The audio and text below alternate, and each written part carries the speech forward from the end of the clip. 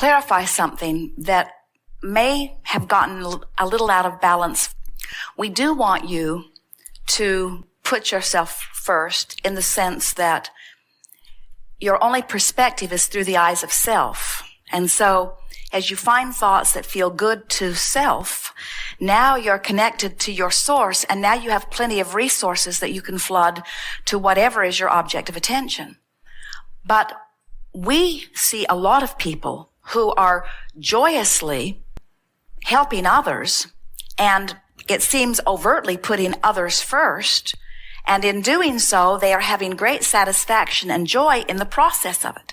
In other words, a mother who tends to her child is certainly putting her child in the position that you would call first, but she is getting enormous satisfaction from it because she is fulfilling something that she's intended for a very long time. So there's no discord in that. The discord comes in doing something for someone and resenting doing it. In other words, you are putting yourself first when you are serving others and joyful in the serving. The discord comes when you are feeling that your resources are limited and there's not enough of you to go around, and so you are doing it out of obligation rather than out of wanting to do it. So let's just back up and approach this whole subject a little differently, and let's call it allowing and resisting rather than doing for others or doing for myself. Allowing or resisting. So I can do for myself and allow the energy to flow, or I can do for others and allow the energy to flow. Or I can do for myself and not allow the energy to flow, or I can do for others and not allow the energy to flow. But it's not the action, it's not the function of what I'm doing, it's the function of how I'm feeling while I'm doing it, you see. So as we've been talking about these different emotional set points, we can feel that you have come a long way. In other words, you can feel that you have been coming more and more into self-appreciation, especially recently, but over time.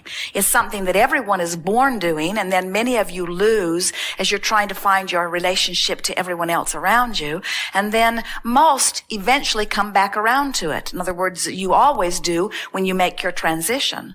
Sometimes you see very little ones selfish enough to kick up a ruckus in order to make sure they get what they want, and very old ones selfish enough to kick up a ruckus to make sure that they get what they want. But in neither of those cases is there alignment in the way we mean it. In other words, we don't want you to think that you have to kick up a ruckus in order to demand something from someone else. We want you to understand that the entire universe is ready to comply with you. You just have to find the balance that lets the universe comply. And so the way you do this, the way you selfishly put yourself back in the place that you allow well-being to flow to you in the way you deserve and in the way that is absolutely normal, is just through trial and error. In other words, you throw some fits and see where it gets you. And you soften and appreciate and see where that gets you. In other words, it truly is person by person, subject by subject, just feeling your way until you feel it click into place. It really, really is that. So we can't give you one process or even one way of approaching this, because there are lots of different subjects in your experience that might require a little different response from you. Because on some subjects, your vibration on the emotional scale is way up here in appreciation. On other subjects, it's over here in fear. In some subjects, it's over here in a feeling of overwhelmment. In some subjects, it's all the way up here in ecstasy and joy and satisfaction. And so there's no one way. You just got to pick a subject and then talk about it with one thing in mind as you've got your ear to the ground. How can I approach this subject, which must be important to me because it keeps coming up, in a way that feels increasingly better? So what we want you to feel, and it's what we've been talking about all day here today, is that the universe will provide anything and everything that you want. In other words, there are so many resources. This universe will accommodate all of you in delightful and effective ways. You just have to let yourself off the hook as being one who must find a provider. In other words, here is what we are saying. You're wanting to see universal forces. Call it God, call it inner being, call it universal forces, call it source energy, call it this energy stream of well-being, call it whatever resonates well with you when you name it. But try to accept that it will always provide for you. In other words, if you could resist the temptation to explain how far you've come. Now, we know there is some sense of satisfaction in that, because especially if you're here and you want to be someplace different, sometimes it is satisfying to say, well, look how far I've come. That gives me expectation that I can still go further. Yeah. And that's wonderful. We want to hear. But if you get too heavy-handed in explaining where you've been, then that's why you say it feels like it's two different personalities. And it is two different personalities. There's the connected you and the disconnected you. Those are too strong of words because you're never disconnected, but there's the more allowing of who you are you, and there's the less allowing of who you are you see. And you get so that you can feel which drum you're beating. And that's why it's an emotional journey. How I feel is everything, and what I do is inconsequential. But how I feel about what I do is everything, but what I do does not make any real difference. And we want to guide you to that. But how about this? This is a different tact. How about everything that I think that I need to do is all in order to propel me to some place that when I get there, I think I will be happier. So everything that I am doing, no matter what it is, all of my lists of right and wrongs are all about me getting to a manifestation that I believe then I will be happier. So why don't I take a shortcut and just go get happy? And once I get to that happy place, and test it. We encourage you to test this. This is not a theory that we are practicing for the first time on humans. This is the way the universe operates. In other words, everything about law of attraction and this inclusion-based universe is about this. And the happier you are, the more you allow all of the things that you've been saying you want, you see. So we have an assignment for you. We want you to please you first. And we want you to tell everyone else to take a flying leap. Only thing is, in your case, there are not that many others that you will be able to tell to take a flying leap. In other words, there are not a lot of others that are making demands on you. It is your own internal contradictions. It's like Esther. She will say, I am free to do anything in the world that I choose to do. For me to ever be in a moment of complaining is as screwy as it gets. Because I'm in charge of everything about my life experience. And we say, yes, but you have these habits of thoughts that are carryovers from when you didn't believe that you were in charge of everything. And you sort of have to release them just one triumphant whoosh at a time. Yes. Yes, indeed.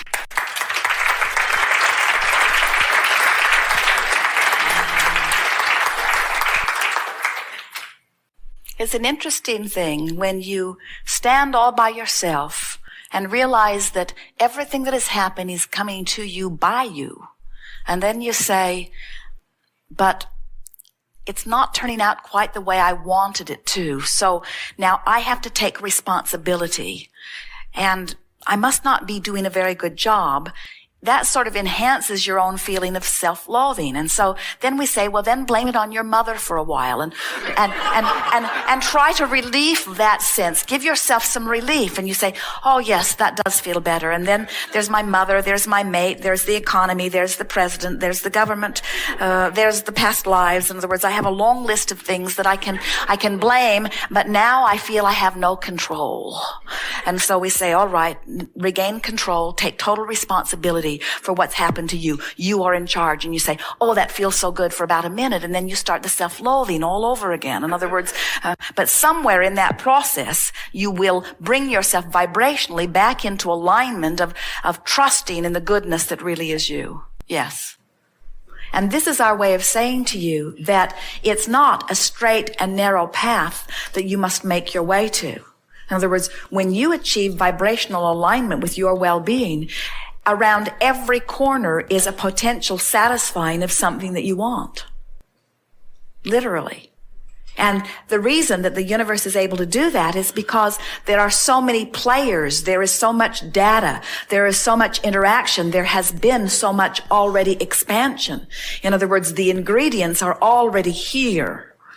And so it is, another way we like to say it is when you ask for something, say you're asking for a relationship, immediately, at least 100 avenues to lead you directly to what your heart's desire would feel satisfied having are before you instantly. At least 100 options. But if you're not in vibrational alignment with them, there might as well not be any. In other words, it's like your friend saying, "Oh, I heard the most beautiful music being played from my radio all morning long. I had my radio dial set on 98.6 and it was rapturous." And you said, "I didn't hear it." Well, did you have your radio dial set on 98.6? No. So if you're tuned up, if you're in alignment with what you want, then it's there. It's about vibrational alignment. By the time you were able to identify it in thought as a desire, it's done. If you can think it, the components are here, and you can realize it as quickly as you line up with that. In other words, if you say, I want a prize, the universe says, very well, we will line up endless opportunities for you to have your prize. And when you say, but there is only one prize, the universe says, very well, we will make it very difficult for you. And when you say, there is only one prize and I think that person will get it, the universe says, very well, it will not be yours. In other words, your thoughts happen. But when you say, there is no shortage of prizes, the universe says, then pluck from those that please you. They are everywhere around you. When you say, but I am the only worthy one and no one else is worthy, the universe says, well, depends upon how they feel about them, not how you feel about them. In other words, your every thought affects your vibration, but that's all that affects your vibration. And your vibration is the only thing that ever affects your outcome. In other words, because every time you launch a preference, the universe has gone to work on fulfilling your preference and has taken great satisfaction in doing so. In other words, all of your future worlds have been envisioned and enjoyed by all that is non-physical. That's why it's in escrow, ready for you to let it into your experience, you see. Wayne Dyer's book says, you will see it when you believe it. And we say to you, test the heck out of it. In other words, make yourself believe it. Show yourself. Think thoughts and watch them manifest. Think other thoughts. In other words, notice the correlation between what you think and feel and what happens. It's accurate every single time. Adjust the way you feel, watch what happens. It's accurate every single time. But what's tricky about this is, and we keep coming back around to this here today, it's wonderful awareness, is that if I stand here and I want to be over there and I say I'm willing to do anything it takes to get over there, I've got a resistance within my vibration because of my inherent dissatisfaction with where I am. Where if I say it's lovely over here and it would be lovely over there, now I've softened that resistance. As I say, from my lovely vantage point where I feel blessed and worthy, I'm looking forward to more evidence of my blessedness and worthiness. Now you've got the whole gamut covered. In other words, can you feel how that just cleaned everything up, you see? So when you realize that you're tapped into the abundance of dollars or to the abundance of abundance, then you don't have to worry about shortage because it flows in as fast as it flows out. Then you begin to take shortage out of the equation. Then you begin to take limitation out of the equation. Then you begin to expect somehow, some way, whatever you want to manifest. And that's when the distance between your dream and the realization of it becomes infinitesimal. And that's when you say, well, it's like magic. And we say, it isn't magic. It's normal.